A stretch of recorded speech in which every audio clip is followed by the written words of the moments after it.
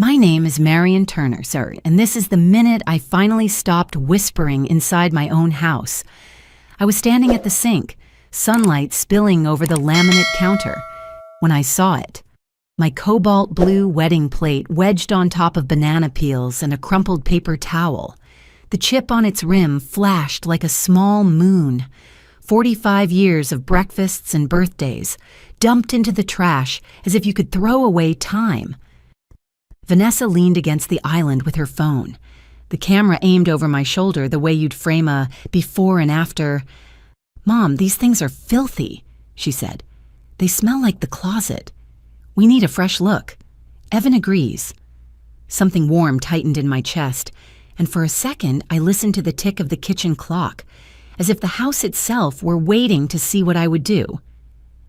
I reached into the bin, felt coffee grounds grit against my fingertips, and lifted the plate free. The chip was from a night Robert dropped it while trying to help with the dishes, laughing so hard he could barely apologize. He's been gone 7 years, but that laughter still lives somewhere in these walls. Vanessa wrinkled her nose. "Mom, don't. I'll just order another set. White. Modern. Not this." I rinsed the plate under hot water and watched the brown river run clear. I set it on a towel and picked another from the trash, then another. The edge of anger thinned my voice. "These aren't things, Vanessa. They're the table where my boy learned to hold a spoon. They're the Christmas my father was still alive." She slid her phone into her pocket and crossed her arms. "If it matters that much, keep one. The truck comes at noon." I could hear the truck before I could see it, that heavy diesel hum turning down our street, a sound like a door about to shut. I wasn't trembling because the dishes were dirty. I was trembling because I finally understood what had been happening to me in slow inches. I lifted the last blue bowl from the trash and held it against my apron like a rescued bird. Vanessa laughed once, soft and unbelieving. "You're being dramatic." "Maybe," I said, drying the bowl. "Or maybe I'm awake." Outside, the truck growled past. Inside, something in me changed its mind about silence. The first night Evan and Vanessa came back, the house felt full again. Evan stacked boxes by the stairs, his shoulders slumped but his smile determined, and said it would only be for a couple of months, tops. Vanessa stood beside him, one hand on her pregnant belly, thanking me again and again. I told them not to worry. The house had felt too quiet since Robert passed. Maybe a little noise would bring it back to life. At first, it did. I cooked dinners for 3 instead of 1. Evan fixed a leak in the upstairs bathroom. Vanessa helped fold laundry and talked about baby names. For a while, I thought we had found a rhythm, but comfort has a way of shifting without warning, and soon the rhythm became something else entirely. It started with the curtains. I came home from the grocery store one afternoon, and my soft beige ones were gone, replaced by thick gray panels that swallowed the light. "They'll help the baby nap," Vanessa said. The beige ones looked tired. I nodded, pretending not to feel the small loss in my chest. After all, they were just curtains. Next came the furniture, my mahogany bookshelf, the one Robert built for me the year Evan started school, vanished from the living room. In its place stood a sleek white storage unit that smelled of glue and new beginnings I hadn't asked for. When I asked where the shelf had gone, Vanessa smiled like it was obvious. Downstairs, we needed room for the rocker. The bookshelf joined the boxes in the basement, where the air always felt damp and heavy. The TV grew louder, the music thumped earlier, and the smell of Vanessa's candles, vanilla mixed with something chemical, sank into every hallway. When I turned the volume down, she sighed as if I'd turned off her air supply. "The baby likes sound," she said, and I wondered if she could hear how my pulse matched the bass line. Evan tried to smooth things over. "She's nesting, Mom.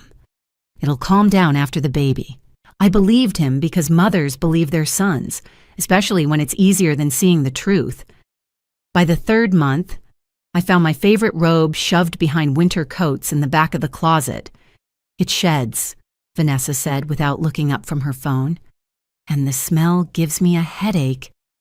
I thought about saying something, anything, but words felt like eggshells I'd break if I moved too quickly.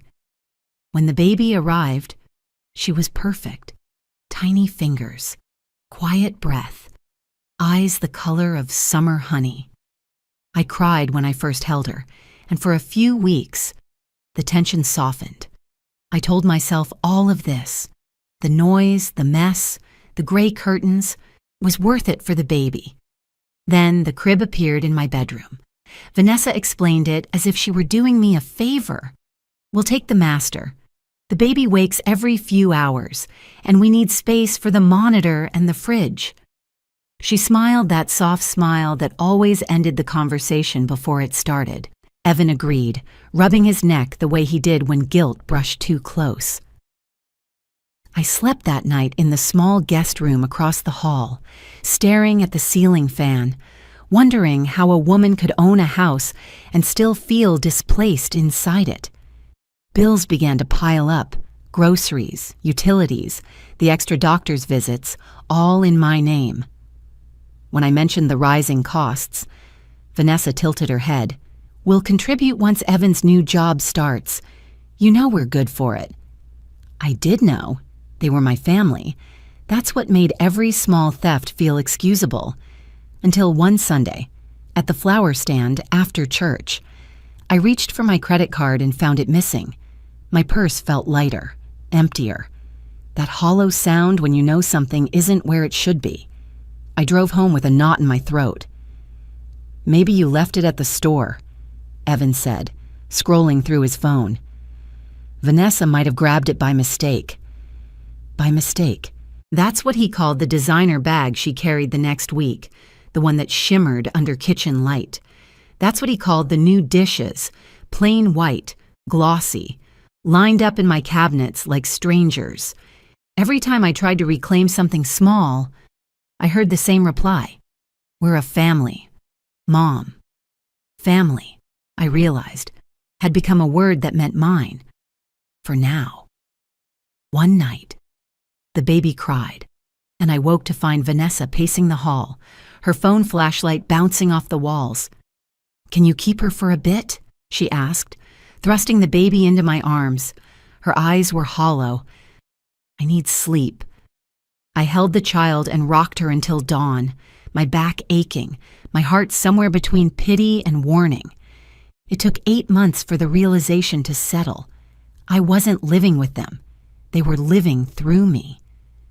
And the morning I saw that blue plate in the trash, I understood that some things, once broken, can still cut deep. The morning after the plate incident, the house was unbearably still. Even the refrigerator hum sounded cautious, like it didn't want to be noticed. I had spent the night sitting in the small guest room, my rescued dishes stacked in a cardboard box beside the bed, their faint scent of soap mixed with the dusty smell of that room, and for the first time in months, I slept without hearing the baby's cries through the wall. When I woke, I made coffee the way Robert used to, a pinch of brown sugar, a touch of cinnamon. The mug warmed my palms, but it couldn't settle the cold sitting under my ribs. I stared out the window at the garden he and I planted years ago. The roses were climbing higher than they ever had before, blooming wild, as if trying to remind me what freedom looked like. Vanessa came downstairs, still in her robe, scrolling through her phone. "Mom," she said casually, "I saw a cleaning service online. They can come tomorrow to clear the basement. There's so much old stuff down there." My fingers tightened around the mug. "Don't touch the basement," I said quietly. She frowned. "Why? It's just furniture and dusty boxes. We need space for the baby's playroom." That was the moment something inside me shifted, a click of decision. Small but final. "Vanessa," I said, still calm, You and Evan need to find another place." She blinked, as if she hadn't heard me right. "Excuse me? This arrangement isn't working anymore." Her eyes narrowed, and a sharp laugh slipped out. "We're your family. You can't just kick us out." I didn't answer. I walked past her, rinsed my cup, and left the room before she could say another word. Upstairs. I opened the old hardcover notebook I used to keep household budgets in. The lined pages smelled faintly of dust and ink. I wrote across the top in block letters, "Plan." Step 1, legal advice. Step 2, proof. I wasn't going to scream or plead. I was going to document everything, because women like me have learned that calm evidence holds more power than tears ever will. By noon, I had called my niece, Renee. She worked at a small law firm in town, bright and precise, the kind of young woman who remembered birthdays and sent thank you notes. When she picked up, her voice was cheerful. "Aunt Marion, what's wrong? You sound serious." "I need to talk," I said. "It's about the house." There was a pause, a soft intake of breath. "I can be there tomorrow morning." That evening, Evan came home from work, tired and covered in sawdust. He kissed Vanessa on the forehead, picked up the baby, and turned to me with an apologetic smile. "Rough day, Mom. Sorry we missed dinner." I nodded, studying him, my son who used to call every Sunday just to check on me, who now barely looked me in the eye. "Evan," I asked softly, "do you know where my credit card is?" He froze for a second, then gave the same practiced shrug I'd seen too many times. Vanessa might have used it for groceries. Groceries? Yeah, or baby supplies. I'll check with her. He disappeared into the kitchen, and I sat there in the dim light, the tick of the wall clock loud enough to hurt. I knew then I wasn't imagining any of it. They weren't careless. They were comfortable. Too comfortable. The next morning, Renee arrived at 10 sharp in a navy pantsuit, her briefcase clutched like a shield. She hugged me tightly, and I almost cried from the simple kindness of that gesture. We sat at the kitchen table, my kitchen, while sunlight caught the gold trim of the rescued dishes stacked neatly in the box beside us. I laid out the bank statements I'd printed that morning. Renee's brow furrowed as she traced each line with her pen. $1,800 for home aesthetics? That's plates, right? White ones, I said. Vanessa's choice. Another line. And these, clothes, makeup, online subscriptions, all in your name. Yes, she sighed. Then we have grounds. Unauthorized use of a credit card, potential fraud. But I think what you really want is your house back. I looked at her over my glasses. Exactly. Renee spent 2 hours explaining the process. Written notice, 30 days, documented evidence of residence. When she was done, she squeezed my hand. "You're not doing anything wrong, Aunt Marion. You're enforcing respect." That afternoon, I printed the notice. My name looked strange in bold letters, firm and final. I placed the document inside a folder with the bank statements and laid it on my desk, the same desk Robert used to balance his checkbook on Sunday nights. At 8 that evening, Vanessa returned from shopping, her perfume arriving before she did. She carried bags from stores I could never afford on a widow's pension. "Long day?" I asked. She smiled without meeting my eyes. "Therapeutic."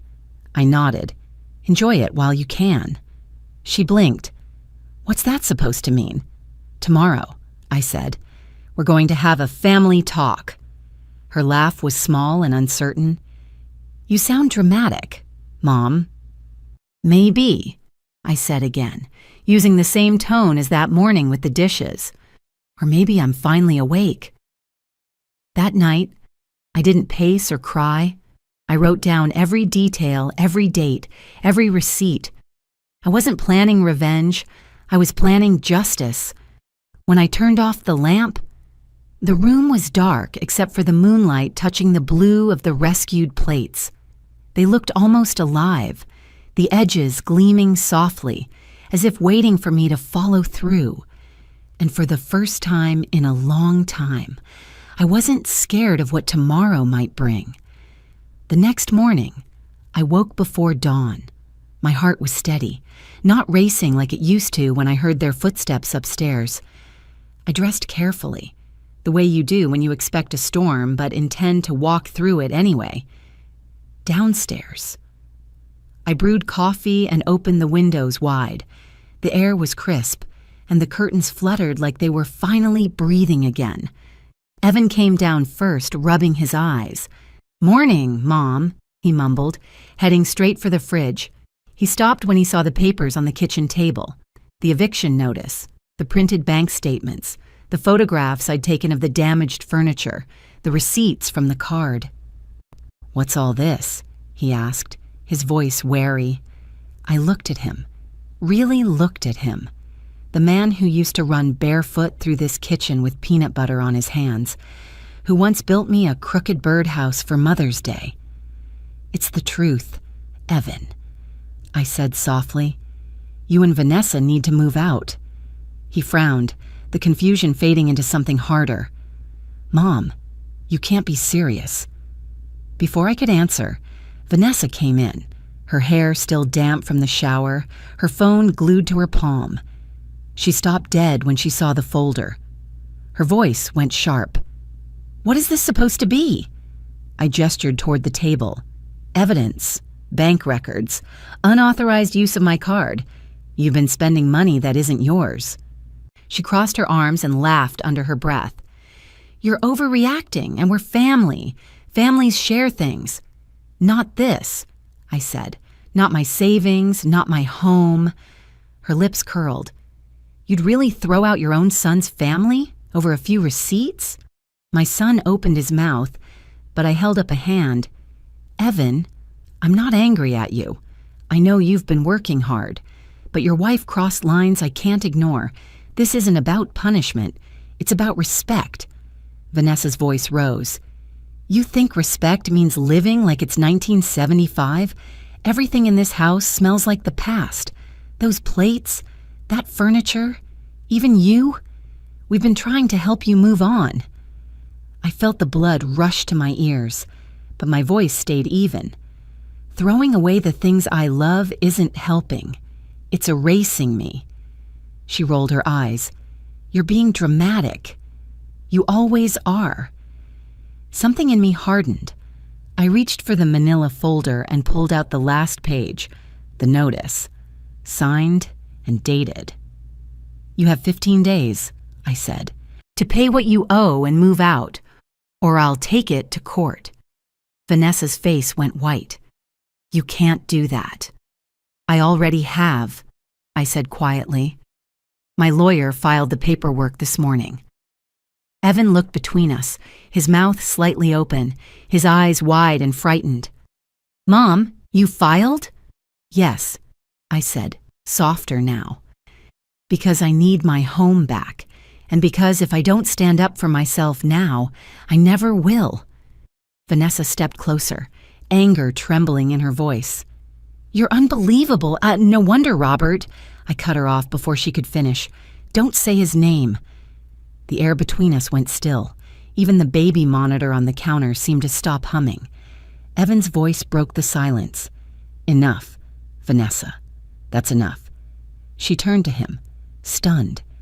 "You're taking her side?" He looked at her, then at me, and for a long time said nothing. Finally, he sighed. "I'm taking the side of what's right." Vanessa grabbed her phone, her voice rising. "You'll regret this, both of you." She stormed upstairs, and the baby began to cry. Evan ran a hand over his face. "Mom, I'm sorry," he said, his voice small. "I didn't know it was this bad. I thought she was just overwhelmed." I touched his arm. "I know, son. I did too. But love doesn't mean letting people walk through you." He nodded, eyes shining. "I'll make it right. I know you will." He left to calm the baby, and I stood alone in the kitchen. My knees were trembling, but not from fear. It was relief. Relief that I had finally said it out loud, that the walls of this house had heard me take back my name. That evening, after they had both gone quiet upstairs, I sat on the porch with a cup of tea and listened to the crickets. The night felt honest, unfiltered. I thought of Robert, his patience, his laugh, the way he always said, "Don't let people rearrange your soul, Marie." For the first time in years, I whispered back, "I didn't." When I came inside, the blue plates were still on the counter, gleaming faintly in the moonlight. I ran my fingers along the golden cracks where they'd chipped and realized how beautiful they still were. Flawed but whole. Like me. And when morning came, I woke not to shouting or thudding footsteps, but to silence. A silence that didn't hurt anymore. It sounded like peace. 2 weeks after that morning, the house finally belonged to me again. The quiet felt different now. Not empty, but clean. Like air after a storm. Evan and Vanessa spent days packing in silence. They moved around me carefully, as if afraid one wrong word might shatter whatever was left. I didn't interfere. I had already said everything that needed saying. When the moving truck backed into the driveway, I stood by the doorway. Vanessa carried the baby in her arms, avoiding my eyes. "You got what you wanted," she said. Her tone wasn't angry anymore, just tired. I looked at her, really looked, and saw a young woman who'd mistaken control for strength. "No," I said quietly. "I got what I needed. Peace." She handed me the baby for one last goodbye. The little girl's small hand brushed my cheek, soft as a promise. "She won't remember any of this," Vanessa murmured. "Maybe not," I said. "But I will." Evan came down the steps carrying the last box. He hesitated before speaking. "Mom, I'm sorry for not seeing it sooner." His voice cracked a little. "I'll pay back everything we owe." I shook my head. "Money's not what I lost, son. I just needed you to see the truth." He nodded, and for the first time in months, I saw my son again. Not a man trapped between two loyalties, but someone standing on his own feet. "We'll figure it out," he said. I believed him. When they drove away, I stood in the yard until the sound of the engine faded down the street. Then I went inside and closed the door. The lock clicked. Solid and satisfying, I leaned against it, exhaled, and whispered to the empty hallway, "Welcome home, Marion." That night, I unpacked the blue plates. Some were chipped, others cracked, but every one of them had survived. I boxed them carefully and took them to a local artisan who repaired ceramics with kintsugi, the Japanese art of mending broken pottery with gold. "The flaw becomes part of its beauty," the artist explained. I smiled. "I know exactly what you mean." When the plates returned, I lined them across the kitchen counter. The gold seams caught the morning light, glowing like quiet courage. I brewed coffee, set one of the plates before me, and ate breakfast alone. Not lonely, but free. Evan started calling every Sunday. At first, he sounded hesitant, like someone walking into a room they once broke. But each week, the distance softened. He told me about work, the baby learning to crawl, and how Vanessa was trying to do better. I didn't press for more. Some repairs take longer than others. Last Sunday, he showed up with a box of pastries from my favorite bakery. "You look good, Mom," he said. "I feel good," I replied. "Peace looks better on people than guilt." That night, I sat on the porch, coffee in hand, watching the last light fade behind the trees.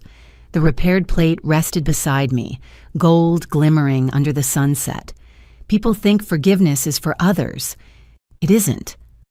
It's how you stop carrying the wreckage. If someone ever makes you feel like a stranger in your own home, remember, those walls remember who built them, and so do you.